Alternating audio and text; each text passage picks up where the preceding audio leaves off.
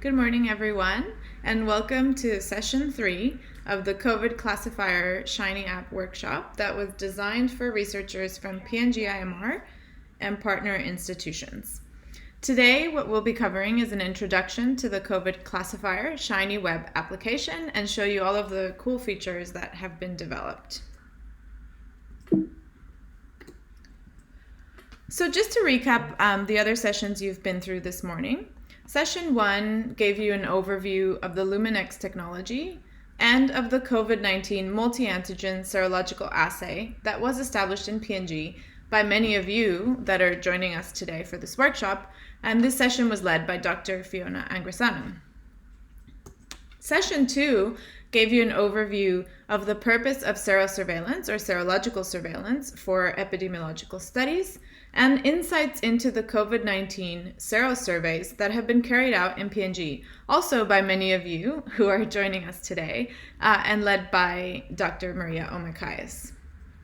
And for the materials for sessions 1 and 2, you can see the workshop website, and that's where we're going to include all of the materials for the different sessions.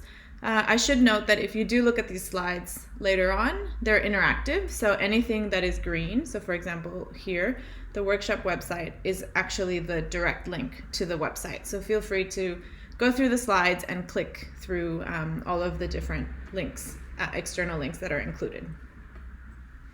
So today we will cover, as I mentioned, an intro to the covidClassifyR Shiny web application. I'm going to tell you a bit of why it was developed, and I'll also just briefly take you through the features in the application, but in the subsequent sessions in this workshop, you'll be diving deeper into each of these features and learning how to use them to analyze your own data. And I've just popped the link there for the application. You can find the app by clicking on this link, and we'll also pop it in the chat for those of you who are interested. So to start off, why was covidClassifyR developed? I know that many of us in the room are researchers, many of us are lab-based, and a lot of the lab assays that we run require a lot of manual data processing. So I don't think I need to convince you that automated data processing pipelines can decrease a lot of time that is spent on repetitive manual tasks. And it can also reduce human error. And this is very common. It happens all the time. And especially if we're sort of copy pasting in Excel or we're manually typing in sample codes, little errors like this can happen all the time. And the more we can automate certain processing pipelines, the more we can reduce these kinds of errors. Something that I'm quite passionate about is that I think that these kinds of web applications and sort of automated processing pipelines and applications can empower researchers, especially lab-based researchers, to focus on the analysis and interpretation of their data rather than spending so much time on manual processing and not really getting to do the fun part of thinking about the data and thinking about what it's showing us. Does it look all right? And hopefully these kinds of tools can enable you to spend more time doing those things that we enjoy so much. Why was covidClassifyR specifically developed?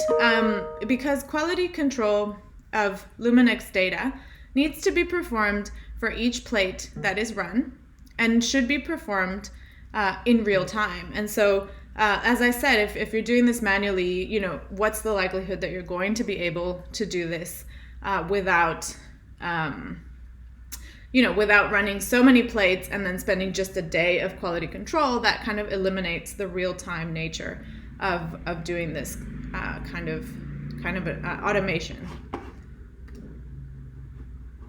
Excuse me for 1 second.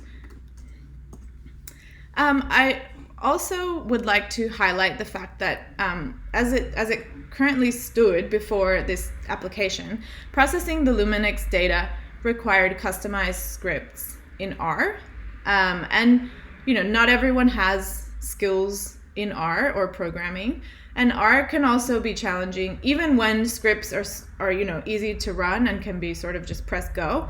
R can still be challenging due to software versions and other issues of the like. In addition, the algorithms that have been developed for this work and that enable the classification of unknown samples into those that are predicted to have had recent exposure to SARS-CoV-2 or no recent exposure require advanced statistical and programming skills. And so one of the aims of this application was to sort of have these algorithms be built in to these applications so that all researchers, regardless of their background, can apply them. So I hope I don't have to convince you that fit-for-purpose tools, such as covidClassifyR, are required to make such data processing pipelines and advanced statistical analyses accessible to researchers regardless of their statistical program or programming background. And this is why covidClassifyR was developed. We developed it very fit for purpose, exactly for our specific use case, to streamline the processing of the serological Luminex data generated using the COVID-19 multi-antigen serological assay, and really to enable all of you to be able to analyze your own data, make sure that we're all using the same processing pipelines, applying the algorithms in the same way, and sort of making sure we're all working well together. So what are the main features of covidClassifyR? It allows you to process your Luminex raw data, so you can import your raw data directly from the Luminex machine to the web application. It allows you to perform quality control of your data, make sure that your run looks okay, make sure that you don't need to rerun any samples or rerun any plates to get the most robust data possible. And it also allows you to generate a quality control report. And you can do this for every plate that you run and sort of keep a record of all of this. You can also apply the built-in classification algorithms that enable you to predict exposure to COVID-19 based on the antibody data that you're generating using the Luminex assay. And this is kind of an area under development in the app, but you can visualize your data with built-in interactive plots. And I'm really, really excited for all of your feedback from this workshop, from starting to use the application and apply it to your own data and your own analyses. And let me know if there is anything that you would like to see or that would be helpful to include in the application. I'm always very open to ideas and very happy to support. And finally, the application also allows you to download your processed data. So your processed Luminex data, antibody values, your classification data, and also your quality control report. You can download all of these directly from the application for further downstream analysis and for anything else that you may need to do for your research projects. So let's dive in. Some of you may have had a chance to click the link and go to the application, but if you haven't, this is basically what your landing page will look like. When you first go to the web application, there's this about page, sort of an introduction to the application. And you'll see on the top that there's a menu with different tabs that are the different aspects and features of the application. So the first one that you can see is this tutorial. So if you click on that tutorial, this is the screen that will pop up. I should say that this tutorial is meant to be standalone. So it's a resource that we've created in addition to these workshops that really allows you to go through step by step every single part of the application and make sure that you're doing it correctly, that you're understanding what's happening, and that you also have an example of what should be happening in case that something looks a bit different with your own data. And what we've created is just an example data set. So you can see here in the link in the green, obviously when you go into the tutorial, you can click on this to download the example data, and there will be an example raw data file. So this is what your exported data should look like from the Luminex machine, and we did go through that a little bit this morning. And it also exports a plate layout, which you need to prepare for all of the plates that you run on the Luminex machine, and it gives you an example of exactly how the plate layout should look. In case you're having issues, you can always run the example plate layout and make sure that one's working. If it's not working, then it might be a bug on the application, and you should definitely email me and get in touch. But also email me if you have questions, even if the app is running, or any of us. We're always all available to support. So I've put the link there for the tutorial, and feel free to go through that on your own time. If you want to do this sort of in parallel to these workshops, that would be excellent. But then also, if you just kind of want to sit back and watch and then try out the tutorial yourself, anything goes, whatever suits you and your learning style and your workload and time available to dedicate to this. I know that many of you perhaps haven't generated any data yet, so you can use the example data to just start exploring the application. The next tab that you'll see is this import data. So this is where you will actually import the raw data files from the Luminex machine and your plate layout that I just mentioned in the previous slide. Tomorrow in session 4, we will cover how to prepare and how to import your data live. Obviously, you can always follow along the tutorial. And even within the app, I've tried to include some instructions. You can see this text here of sort of what you should be doing. But I would recommend going through the tutorial and even possibly going through the slides from the different sessions in this workshop again, to make sure that you're understanding all of the information. You can include different details of your experiment name, date, experiment notes, and we'll go through all of that tomorrow. The next feature is the quality control section, and we will cover all of this in session 5, which will also be tomorrow, and also we'll go through how to generate your quality control report and how to explore your process data in session 6. So all of this we'll go through in tomorrow's sessions. But you can already see that there's, some prompts in the application itself, and there's these different tabs where you can explore different aspects of your run and check the quality of the run and whether you need to repeat anything.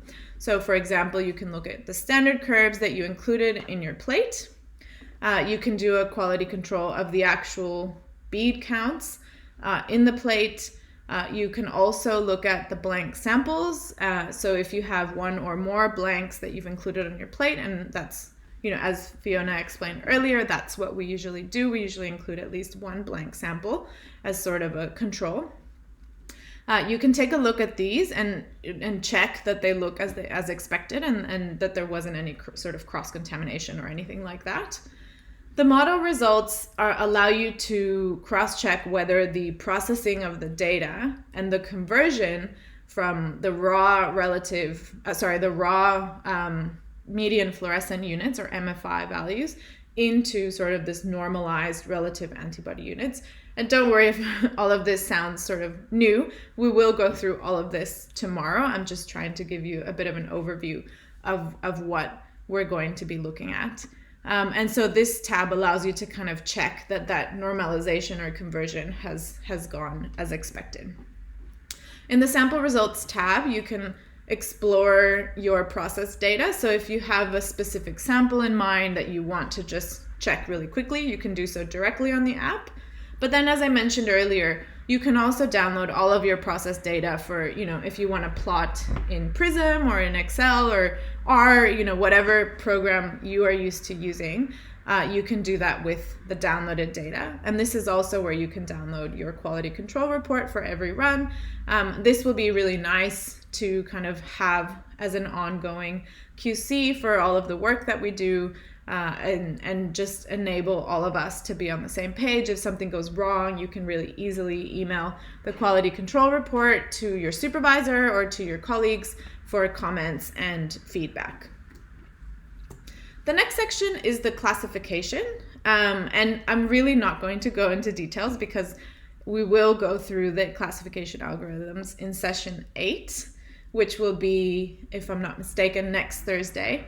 But just for you to know that this application really simplifies the application of these algorithms. So all that you have to do is click here where you see the blue selected circle and select the PNG algorithm. And then as you do this, the application will process the data, will apply the predictive classifiers, and then you'll start to see your classification results populate in this area here in the application. And of course, you'll see this live in the future sessions, but also you're welcome to give this a go if you want to on your own time with following the tutorial.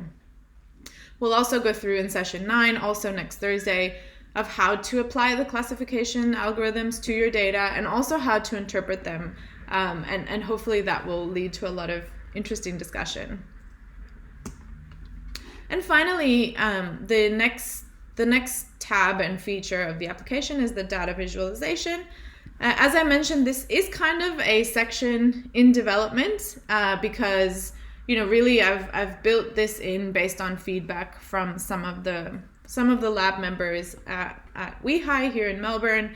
So if anything comes up when you're thinking about this and you're going through this, you know, let me know if there's anything that you think might be useful to have in this section as well. And this section is really meant to give you a preliminary look at your data, a quick look to see how things are kind of panning out with the samples that you've run. You can have a look at the raw MFI values in this tab.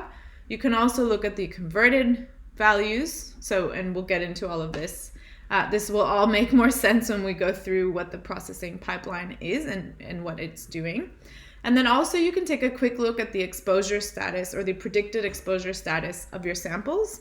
And this will basically let you say, oh, okay, 5 of these samples were positive. Let's take a look. So it's not meant to be comprehensive at all, but it is meant to enable you to have sort of a quick look at your data, a prelim look, and get a sense for what's happening so that we get away from, you know, running 20 plates, then processing the data, then starting to think about it. I hope that this kind of application and this kind of feature will enable you to start looking at it and start to think about your data as you're generating it. And I think that is hopefully something that this application will empower you to do. All right, so I thought we'd take a little breather. I know that was sort of an overflow of information, and maybe some of you are feeling overwhelmed. I hope most of you are feeling excited.